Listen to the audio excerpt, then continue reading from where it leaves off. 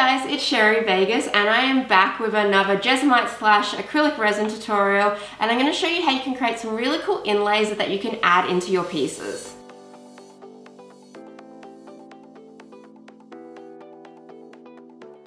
To get started today, you're just going to need a few items. You're going to need some silicone molds of your choice. I've got some Love Heart ones, I've got some Monstera leaf ones that I'm going to be using in my design today. You're obviously going to need acrylic resin or Jesmonite, which is the brand name. So if you're not up to date on the acrylic resins, go and watch my beginner's guide. That's going to help you out a lot to get started.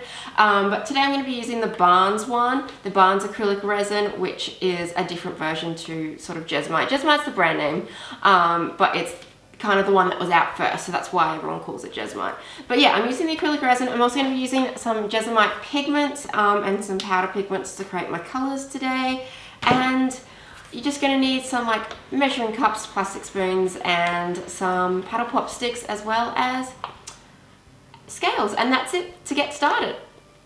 Okay guys, so the first step we need to do is obviously mix up our acrylic resin to make our inlays or inbeds, whichever terminology you prefer.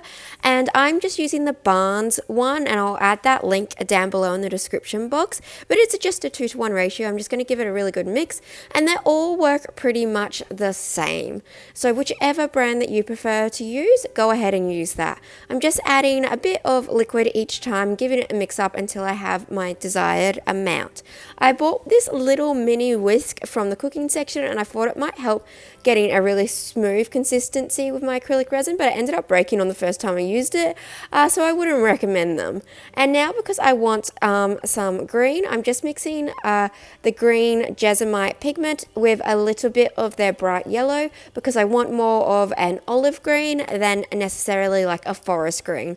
I'm adding that into my acrylic resin. You can also powder most acrylic resins with powder pigments as well. So the language pigments work great in most acrylic resins. I'm just dividing off a little bit of my green, and I'm adding some more darker green into this because I want to do a swirl effect.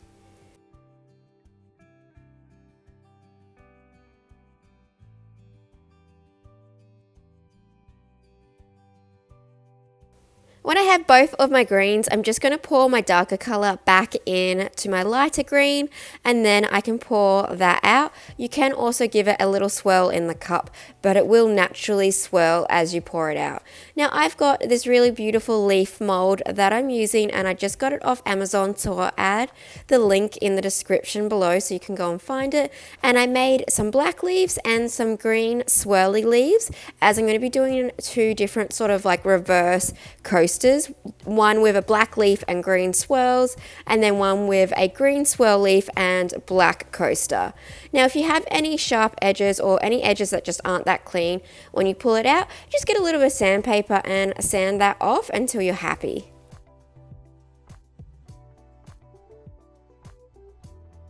In my silicone coaster mold, I'm just going to be placing down my leaf in bed, and then I'm going to be pouring some more acrylic resin over the top.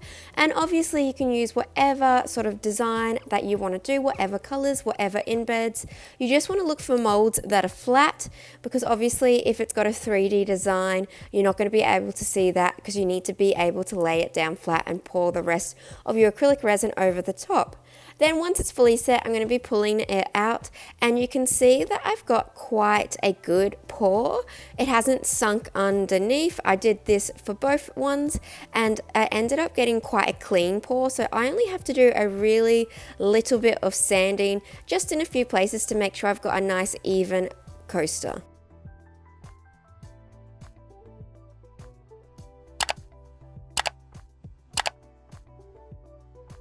To finish off my coaster, I'm just going to be using a bit of wet and dry sandpaper and some water, and I'm just sanding this back because you do have like a little bit of an edge between your inbed and your acrylic resin pour. So by just giving it a really light sanding, you're going to get a completely smooth surface and a really clean finish.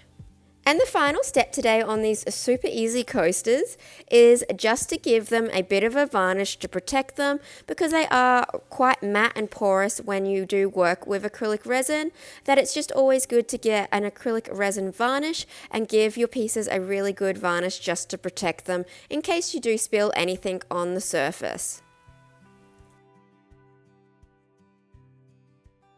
I also wanted to make some coasters that were love heart themed with love hearts embedded in them.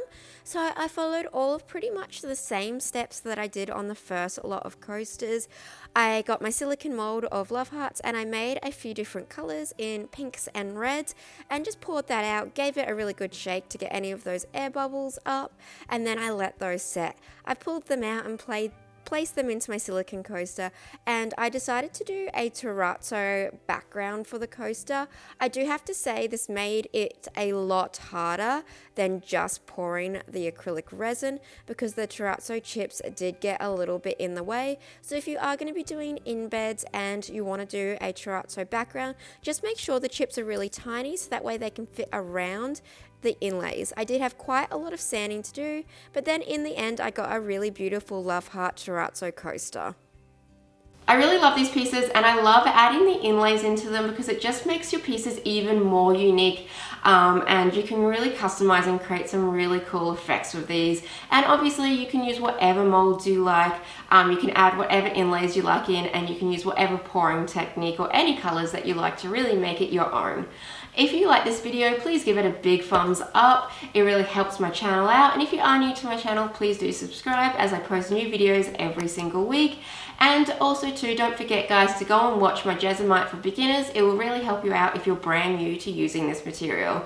And if you have any questions or comments, please leave it in the comment box below. Thank you guys so much for watching.